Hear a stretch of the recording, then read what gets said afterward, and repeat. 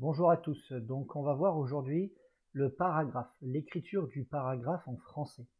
Le paragraphe, suivant si l'on travaille en français, dans un travail d'écriture, d'argumentation, dans un travail d'invention, va être un peu différent du paragraphe que l'on peut faire parfois en histoire géo ou dans d'autres disciplines. Alors tout d'abord, on part d'un travail d'élève. Voici un élève qui a fait un travail sur le forum La Rome antique où il fallait écrire trois petits paragraphes à propos des éléphants d'Hannibal, le Carthaginois.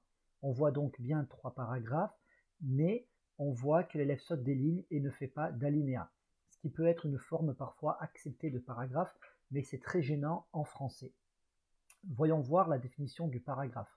Donc si on tape dans Google le mot paragraphe, on trouve division d'un écrit en prose où l'on passe à la ligne. Les paragraphes d'un chapitre, alinéa. Et puis il y a le signe typographique qui représente donc le paragraphe. Ici on a plus d'informations.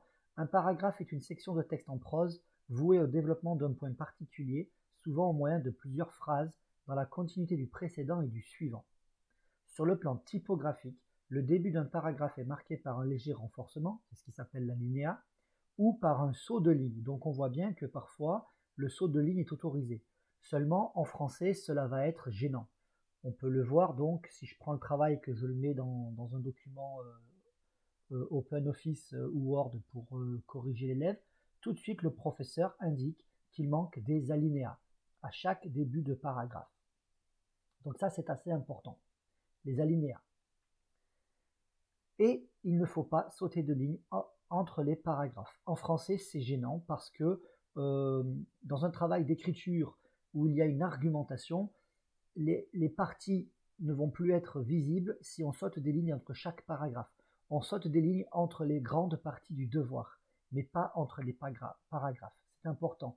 Donc prenez cette habitude. C'est l'alinéa qui définit quand il y a un nouveau paragraphe et non le retour à la ligne seule. On va à la ligne, on met un alinéa, c'est le deuxième paragraphe. De plus, si on va à la ligne, le paragraphe est terminé. Donc systématiquement, déjà, il faut un alinéa, mais surtout, il ne faut pas retourner à la ligne à l'intérieur d'un paragraphe. Regardez, ici, l'élève, sans mettre d'alinéa, il retourne à la ligne. Pour lui, c'est un seul paragraphe, mais il veut séparer les parties dans son paragraphe. Non, si c'est une grande partie d'un devoir et qu'il y a plusieurs paragraphes, on va à la ligne alinéa, mais à l'intérieur d'un paragraphe, on ne retourne pas à la ligne, même si on ne met pas d'alinéa. Si on va à la ligne, on met un alinéa. Et donc, on n'est plus dans le même paragraphe. Ça, c'est très important. Et bien sûr, à l'intérieur d'un paragraphe, il faut développer une seule idée. Dans un travail d'argumentation, un paragraphe, ça sera une idée avec ses exemples, avec ses explications. Et on développe les explications. Dans un travail d'invention, le paragraphe peut être défini par le temps. S'il y a par exemple un changement de temps quelques jours plus tard ou le lendemain, on va à la ligne nouveau paragraphe avec un nouvel alinéa. Ça peut être aussi, à un moment donné, il y a une description, on va à la ligne alinéa, c'est la description. Quand elle est terminée, on va à la ligne alinéa et le récit reprend. Voilà, donc le paragraphe a une unité de sens.